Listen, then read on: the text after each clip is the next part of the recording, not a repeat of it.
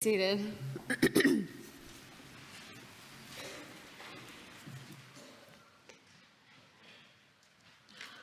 I wonder if any of you were also taken this week with Sting the wolf pup. Did anybody? Me? Okay. Good. Good, that's good.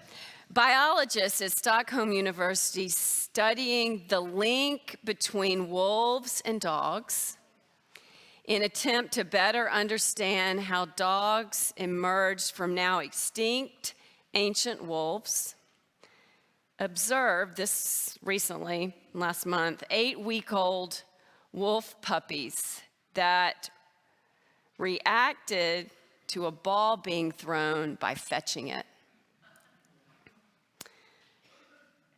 They had been watching wolf pups for 3 years.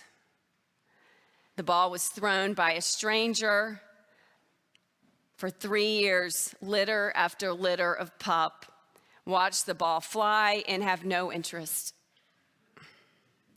Over and again, the pups would not retrieve the ball. Then comes another litter. 10 of the pups displayed no interest in the ball at all. Fetch and nothing. But 3 go after the ball. They fetch it.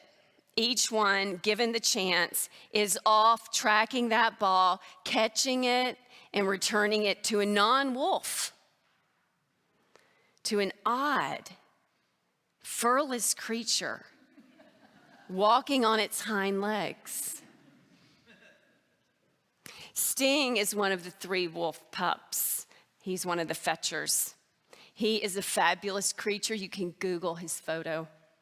He has curious ears, eyes like ancient stones. He's got an orange coat reminiscent of a fox. He's captured fetching a tennis ball in a video online. It's really, really hard not to push repeat.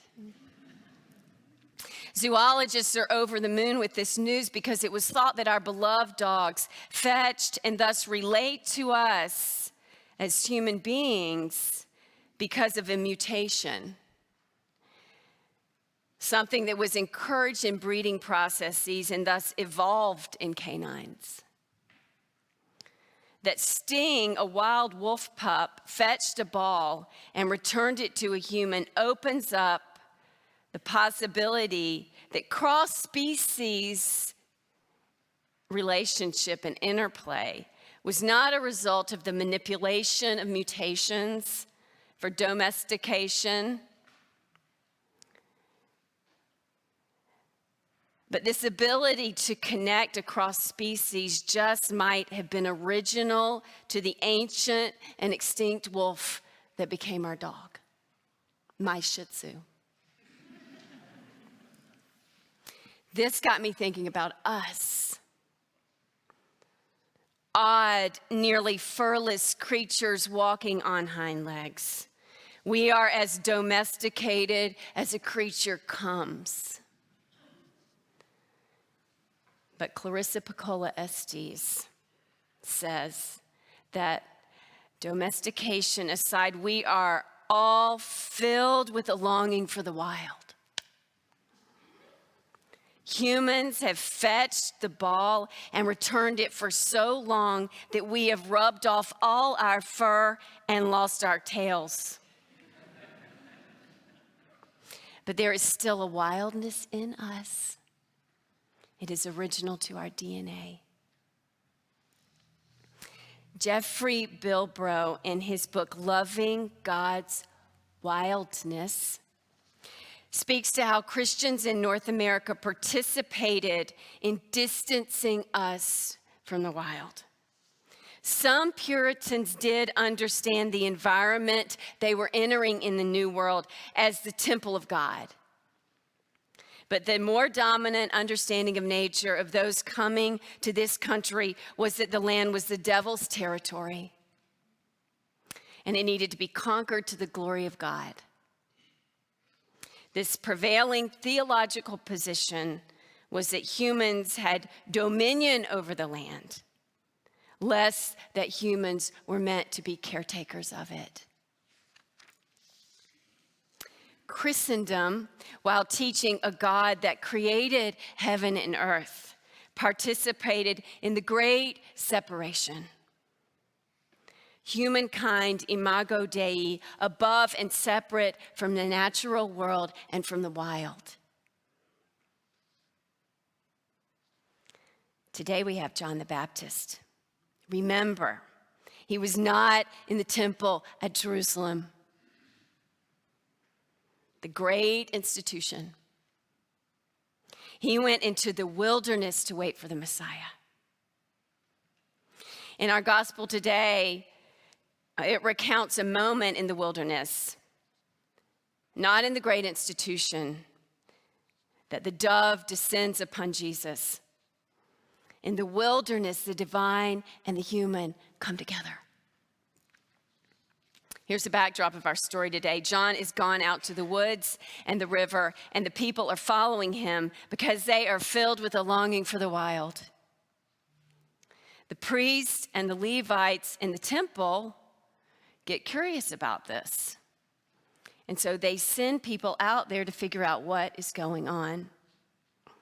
And so these people get to John and they say, "Are you the Messiah then?" And he says, "No, I'm not the Messiah." "Are you Elijah?" "No, I'm not Elijah." "Are you even a prophet? Because we have walked all this way out here." And then comes this morsel from John. "After me comes a man who ranks ahead of me because he was before me." The Greek word is protos.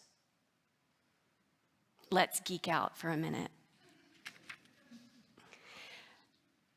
He was before me, protos.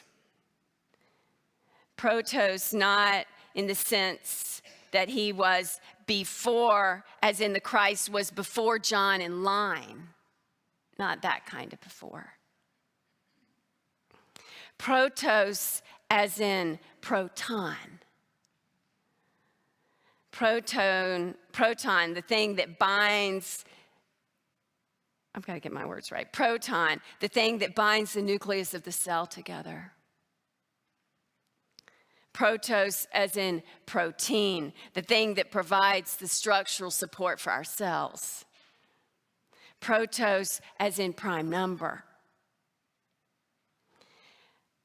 It is first in the sense of what is primal and essential and original. "After me comes a man who ranks ahead of me because he was original to me." Wild. What is so exciting about Sting the wolf cub is that he demonstrates that what is original cannot be repressed, that what is original cannot finally be mutated and domesticated away. This is Michael Blumenthal's poem, "A Man Lost by a River." There is a voice inside the body.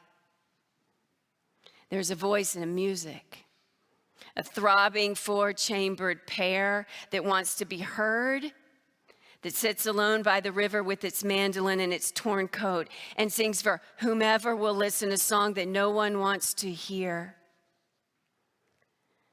But sometimes lost, on his way to somewhere significant, a man in a long coat carrying a briefcase wanders into the forest. And he hears the voice and the mandolin, and he sees the thrush and the dandelion, and he feels the mist rise over the river, and his life is never the same for having been lost, for having strayed from the path of his routine for no good reason. Andrew and Peter in today's gospel wander into the forest that is Jesus. "What are you seeking?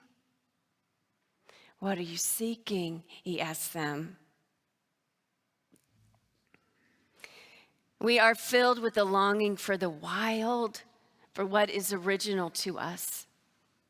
And the institution if it is to save itself, must be very clear that what is original to humanity is not sin. What is original to us is love.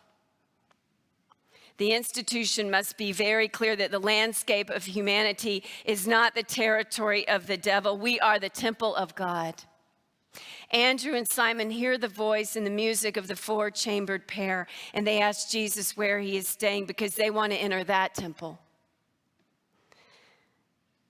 This is what makes you a disciple of Christ, that you follow the longing of your soul and enter the original, wild, holy place in yourself, which is the living God.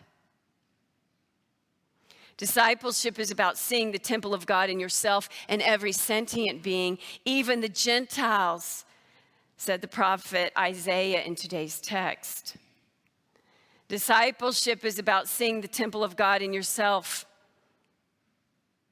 and every sentient being. This discipleship has nothing to do with getting people to join your religion so they will go to heaven when they die. Christianity has more to offer the world than a heavenly reward. What is original to Christianity is an earthly reward. In the Isaiah passage, Israel is living near the end of the diaspora. Their homes and temple have been destroyed. Babylonians had taken them in chains into captivity. This was the 6th century before Christ comes. Our ancestors had been exiled and separated from home, domesticated into Babylon, and they want to go home again. But they are devastated. And they ask the prophet, with what energy and resources do they possibly return? How will they do it? Hafiz says, just sit there right now. Don't do a thing, just rest. Your separation from God is the hardest work in this world. How do we do it? How, says the people Israel, where is it? Where is it? Asked the disciples. God tells the prophet, you were called to this before you were born. I put this in you in your mother's womb. What you need to return is original to you. What is original is not lost. It is wild and it is alive, and it is what will save us. Just sit there right now and give yourself over to the longing within. A wolf will return and remember how it is done and take you to the den of your own being, which is nothing less than a temple of God. This is our hard work, and this is our return. Christendom is going to have to catch up. Each of us entering that temple is our birthright. It is also the best hope for the church and the best hope we've got to save our collective temple of God, which is this fragile earth, our island home. May it be so.